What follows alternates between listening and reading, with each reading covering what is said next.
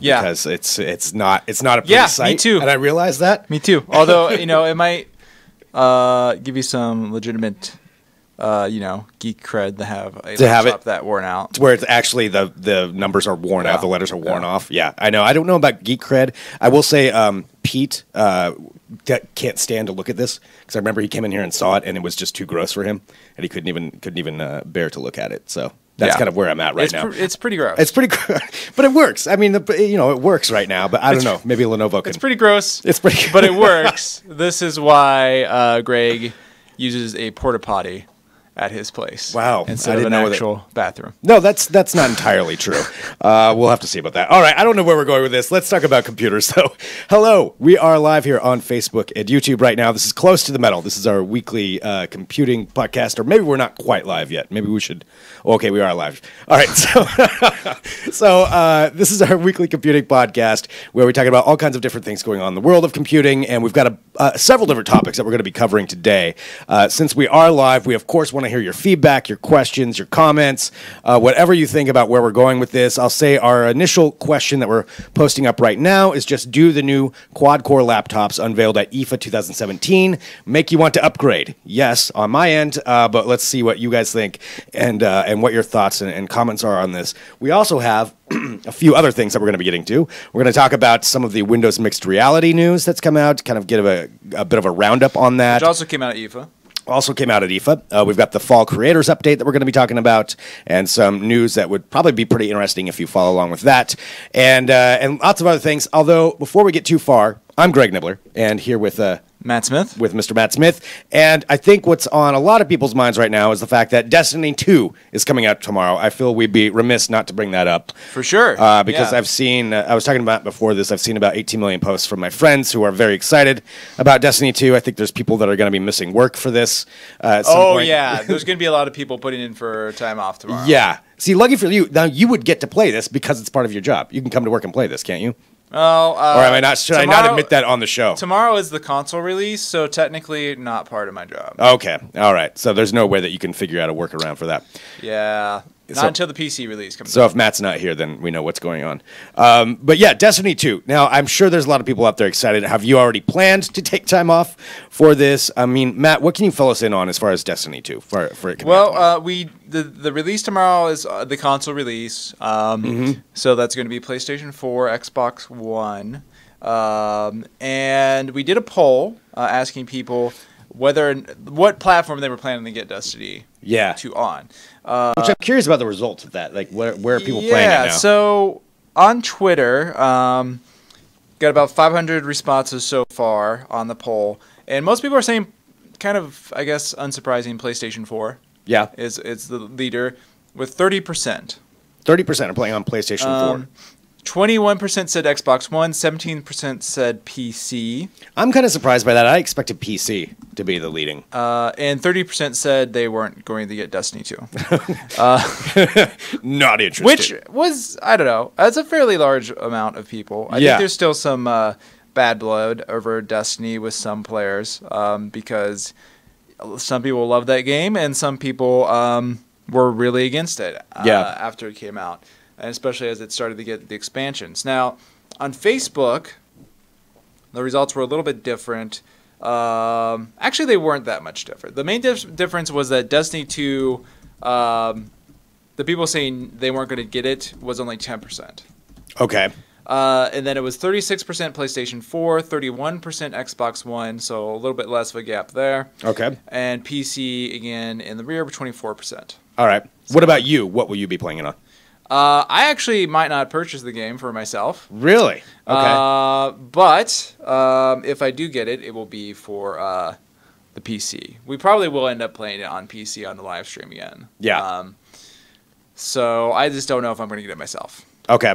I'm curious out there, just to reiterate what that poll was, is what platform are you going to play Destiny 2 on if you do, if you are in fact going to be purchasing it? Maybe somebody won't be purchasing it. They've got about 30%, it sounds like, of people that aren't interested in it. On Twitter. On Twitter, anyway. You know how people are though. Those it's people on Twitter, yeah. They're going to downvote whatever they want, everything. So yeah, just kind of fascinating to see where the breakdown is of that. PS4 versus Xbox One, PC. Usri just wrote on Facebook, PC. And that's kind of what I would have expected more of a more of a following to be on.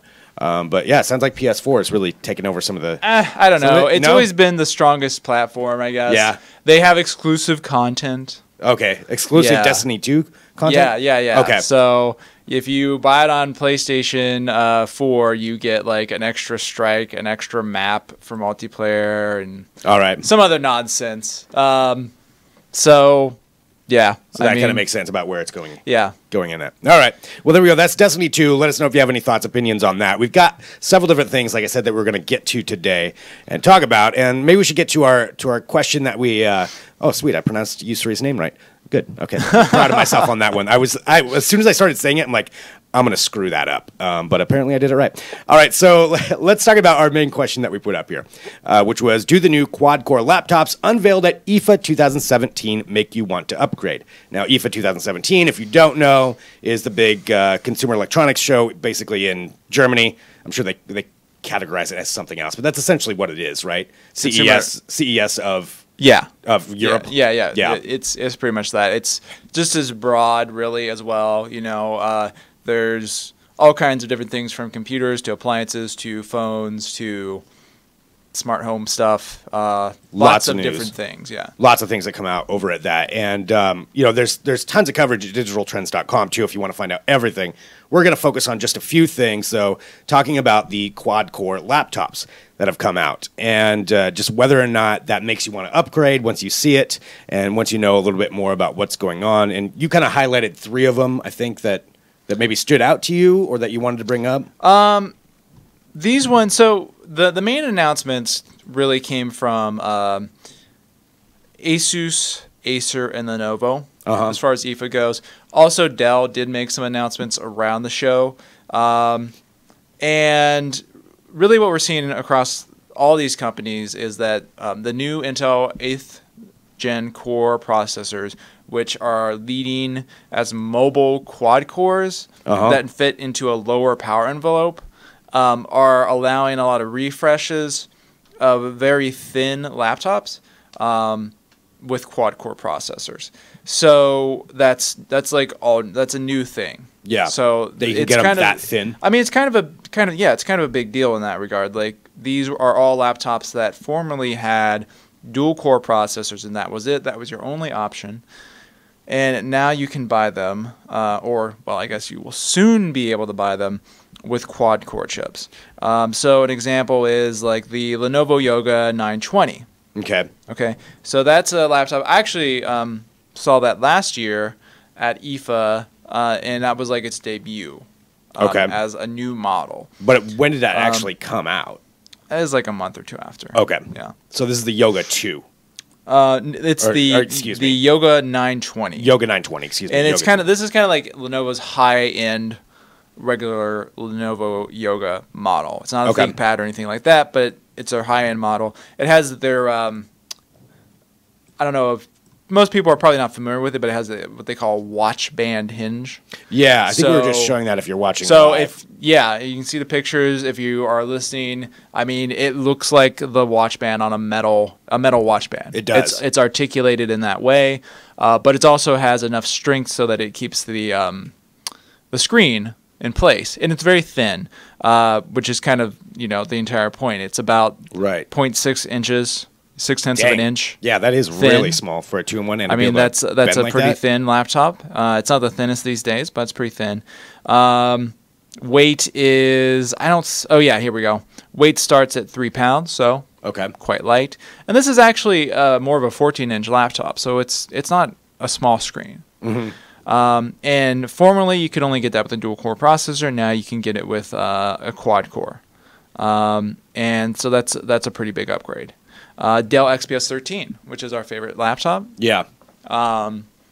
That's going to be available with a quad core. With the quad core as well. Yeah. So quad core is really where everything's heading right now with all the everything. With these systems, as far as these ones.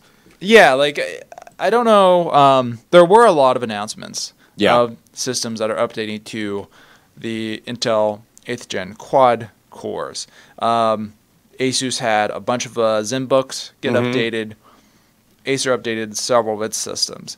I don't know how broad that's going to go exactly. Mm-hmm. I imagine that there's some expense here, that yeah, how much do you think that's not going to go into the cheapest laptops? Yeah, I guess that's what I was wondering, like the on the very low affordable end. models, but we haven't seen any price bumps as far as I can recall seeing with these quad cores, really. So we're looking at around, what, 650 range? Higher than that?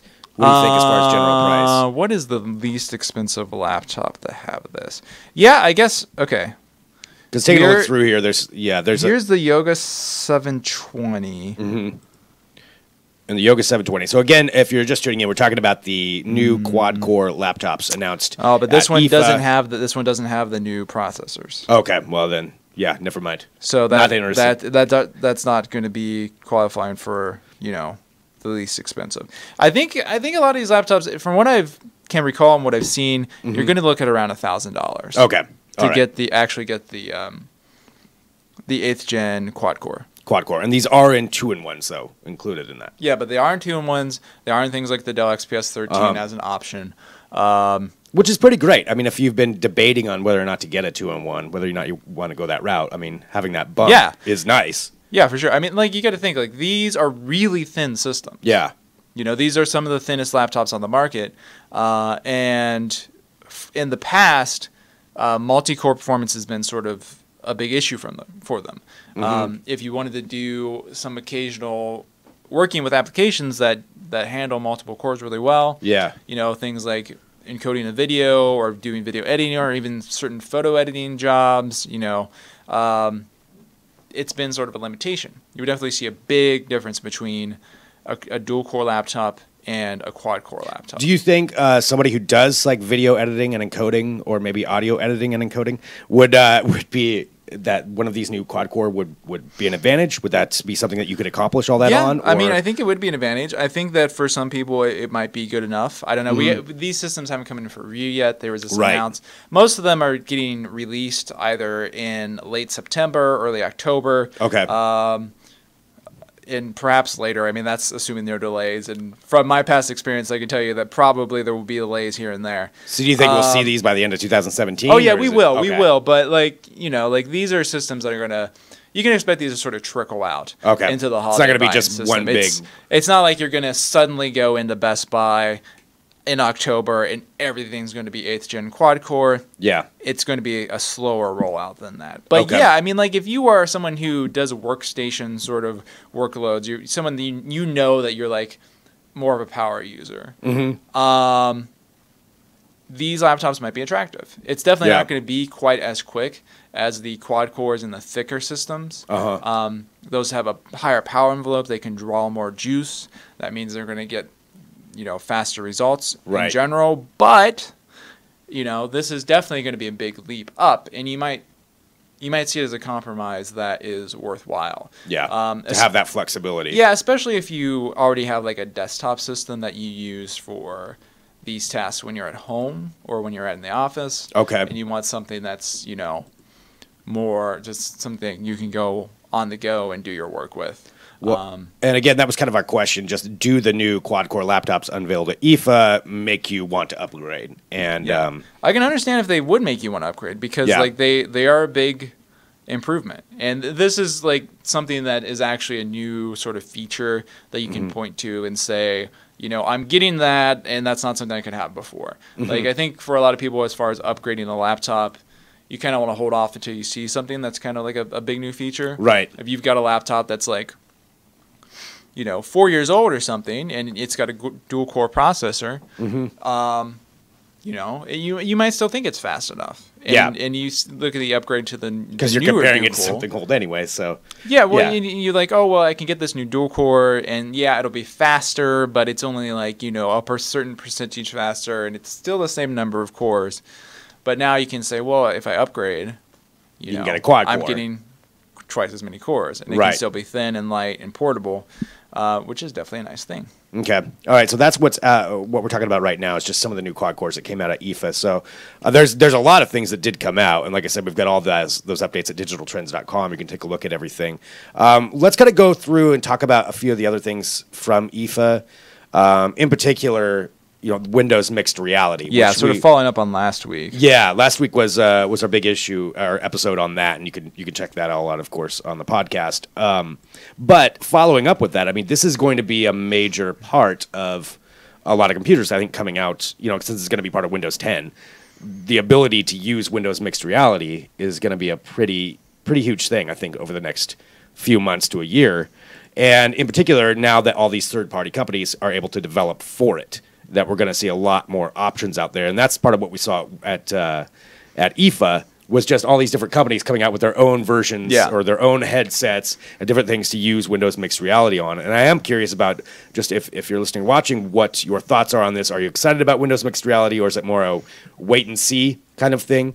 Because the general goal, it seems like what they're doing is a lot of these companies are coming out with lower end systems to get them into the hands of people, so you can start using and taking advantage of some VR or AR capabilities without having to go to an HTC Vive or an Oculus Rift. Yeah, as far as the headsets go, we saw several announcements at IFA. The Lenovo Explorer, the Dell Visor, and the Asus apparently still doesn't really have a name. Yeah, that's what I was trying to figure out what Asus had named theirs. But we do have, as far as I know, the Asus one is just the Asus Windows Mixed Reality headset, and I mean we have not a very catchy name. We have a news post up on it. I saw the materials, looked through it, there's no name on there. Talk to Asus. There doesn't seem to be an actual name on it, so maybe that one's a little bit further out. Yeah, or maybe they just don't want to name it. Hey, right. I think Acer's actually taking kind of the same tact with theirs. Well, they're not naming, and they've had a developer preview version out for a while that you could actually buy. But anyway, you can go on Digital Trends. You can look at these different headsets, look what they look like. There's a pretty big variety of the actual designs. Dell's Visor is, I think, probably the most futuristic one. It's very smooth, and it kind of looks like a Tron movie prop, maybe if you take or something. Maybe you just add some blue LED strips around the side of it, right? Or a Cylon red line dashing back in front. And and then the Lenovo one is a bit more utilitarian. It's just it's black plastic. It's kind of blocky, very. It looks like a standard stuff. Yeah, it looks like a standard headset that we're seeing so far. Nothing too crazy almost like a Samsung Galaxy ish. Again, this doesn't use a phone for it, but still. It looks like your standard, if that's even a word right now, a standard. I mean, it looks a lot like some of the Qualcomm prototypes did. Mm-hmm. Nothing too crazy there. Then Asus has its own, which the face of it has. I don't know if we have any pictures available for that one. I did. I snagged one. Yeah. Yeah. Its face has this geometric sort of pattern on the front that's this is something we've seen in a variety of electronics recently, this sort of pattern. It's almost like a fly eye. It shows up on everything from Bluetooth speakers to VR headsets. It does look kind of cool. Right. And I don't know if it's enough to make me buy it, but yeah, it definitely looks futuristic. It looks futuristic. I mean, as far as the appearance. I don't know if I like it as much as the Dell. The Dell Visor. You will notice that all these have very similar ways of sitting on your head. If you look through the pictures, the actual the display portion of it looks different, but the way that it sits on your head is pretty much the same. It seems like that's kind of where up the top. Yeah. And then it goes down at a diagonal and then sits at the base of the back of your head, just above your neck. And it has a rotating knob that tighten it. If you use the bike helmet or a lot of different kind of helmets use this system, you have a knob on the back and it tightens it or loosens it. It makes it easy to adjust, which I think is a good system. And I think actually this is where we're seeing some inspiration from HoloLens. Yeah. Because HoloLens is not the same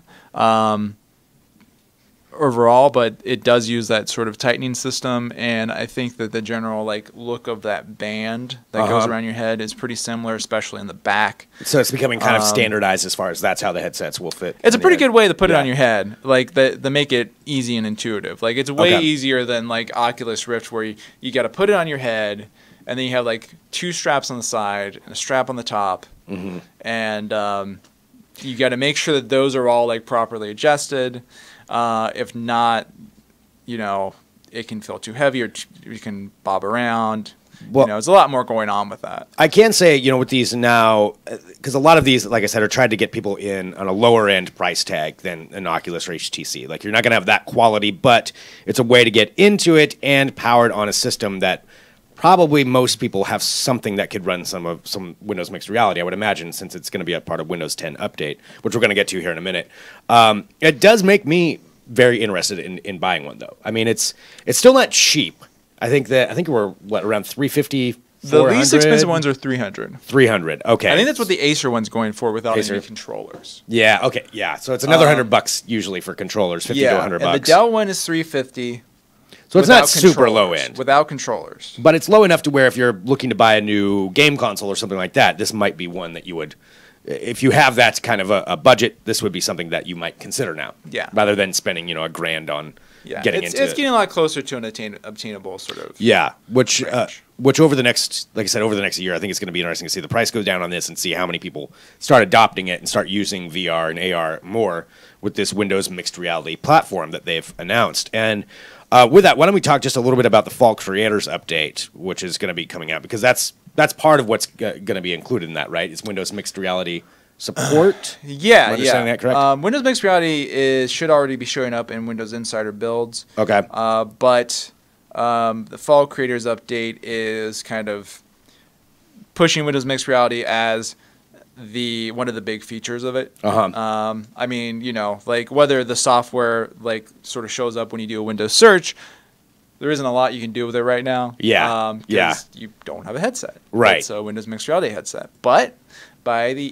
time the Fall Creators Update comes around, you should be able to buy them from all the major manufacturers. So, and that's actually coming up pretty soon. If you're not a part of the Insider program, the Fall Creators Update, which is going to be for all of us running Windows 10, is October 17th. Is that when it starts rolling out? That was the news from IFA at their Microsoft's IFA keynote, which usually isn't like a big news generator for Microsoft, but they did say October 17th is the Fall Creators Update release date. That is about a month and a couple weeks off. Yeah. So pretty close.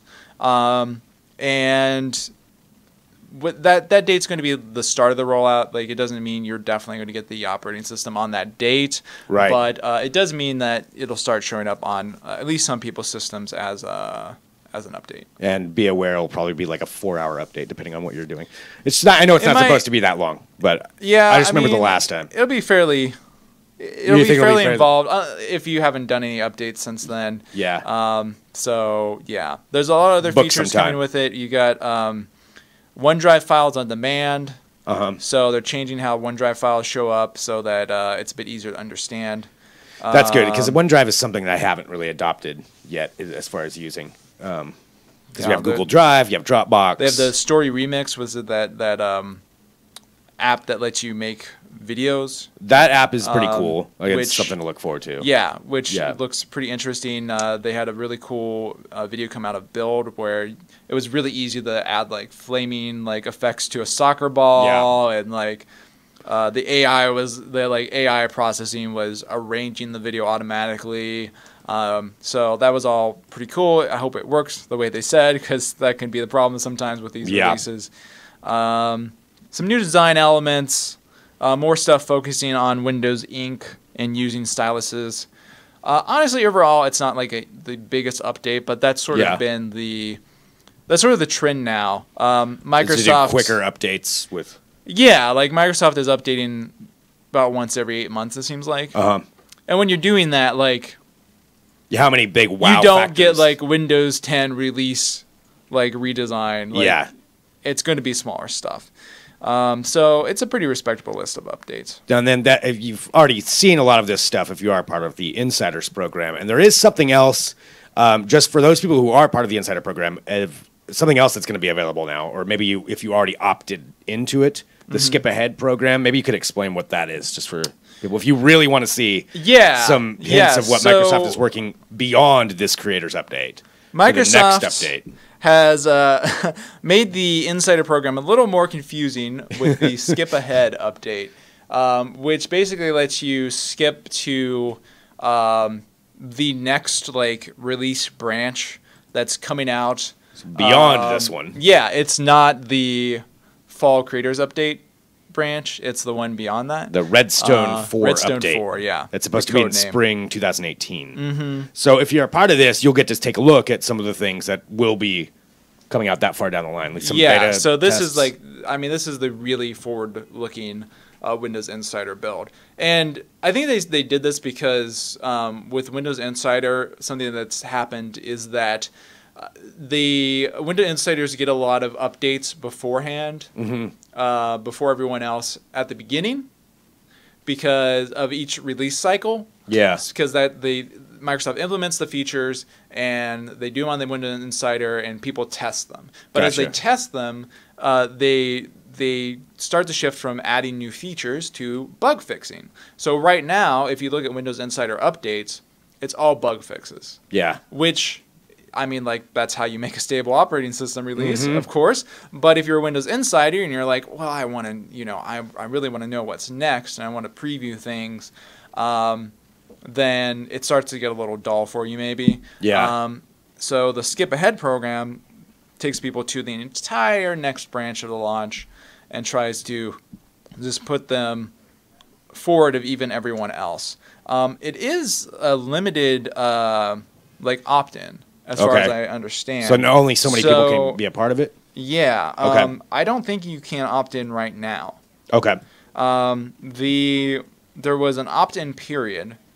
So like a month ago, I think. So if you missed it, you're I don't know exactly how long ago it was, but it was around a month ago. Okay. And you had to like go into Windows updates and Windows Insider updates to say, yes, I want to skip ahead.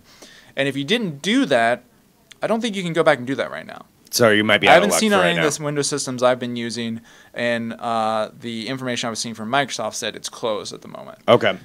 So it was a very limited release. But if you did get into it, good for you. Yeah, boy, you can be like, hey, look at me, I'm very exclusive. I'm running Windows from 2018, so that's pretty cool. Seeing a little bit of the future there. Well, I would imagine once some of those updates start rolling out, we'll update on digital trends what those are and what we've seen as far as the Redstone 4 and all of that stuff. Yeah, right now I'm not hearing that there's a whole lot in the Redstone 4. But, again, it's early days for it, so all right, we'll have to see how it matures. So there we go for the Windows 10 updates. Just a little bit of information on that, and we've covered a lot of topics here today. And I just want to kind of revisit really quick before we left. Destiny 2 coming out tomorrow. So we will have that poll up. I don't know for probably a while. It's on Twitter and Facebook. 24 hours. 24 hours. Polls 24 hours before they time out. So yeah, let us got know. some time. There's already been over 500 responses on that poll now. So okay. Yeah, so let us know what platform you're going to play Destiny 2 on. We won't tell anybody if you're going to be skipping work tomorrow if you do announce that. We also have, just as far as the IFA roundup, and there's tons of information about this at digitaltrends.com too. So if you want to go in depth on everything that we've talked about, go there and check it out. There's a whole roundup. There's tons of things that were announced. But for what we covered were some of those quad-core laptops that came out. If you're ready to upgrade because you are seeing these, I think I'm ready to upgrade. So I'm actually going to take a close look at some of these and see if they can. Yeah, let me know if you need any advice on buying a laptop. I will need some advice because this thing is falling apart. That's in front of me. If you go to digitaltrends.com/IFA, that'll take you to the IFA. That's the best one. Okay. Page. All right. That'll get you all the stuff, not just the computer stuff, but the Windows mixed reality. Yeah, there's a bunch of Google Assistant powered speakers that got shown off. Yeah, all kinds of new pretty wireless cool things. earbuds. So all kinds of things. Yeah. So lots of announcement there. And again, you can check that all out at digitaltrends.com. And this is Close to the Metal. This is our weekly computing podcast. So every week it's going to be kind of a different subject, whatever is the news that week that we want to talk about. Or if you have suggestions, feel free to email podcast@digitaltrends.com as well and let us know. Or if you have questions about anything we brought up, happy to get back to you and answer those. Probably that'll be Matt, not me. But I'll forward it on to him. And then we'll go from there. I don't know. Maybe I'll just let you handle it. Oh, boy. We'll yeah. see what happens. I don't know if you want that necessarily. But there it is. So thanks so much, everybody, for tuning in. Catch us live every Tuesday, 10 a.m. Pacific time, right here at digitaltrends.com and on our YouTube and Facebook channel. And then, of course, subscribe to the audio podcast in iTunes and all of those places. And thanks a lot. We'll see you next week with another episode.